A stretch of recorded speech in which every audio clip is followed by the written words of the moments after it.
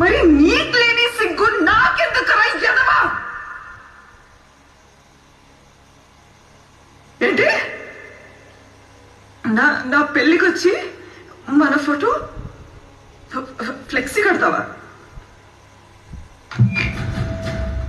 రే, ఏదో ఒక్క రోజు ఒక అబ్బాయి దొరుకుతాడు,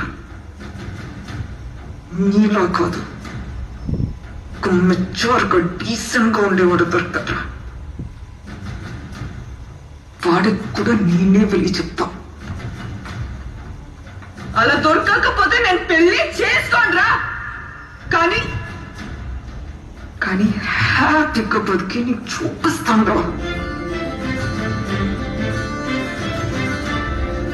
ఇప్పుడు చెప్పురా, ఇప్పుడు చెప్పురా, ఇప్పుడు చెప్పురా.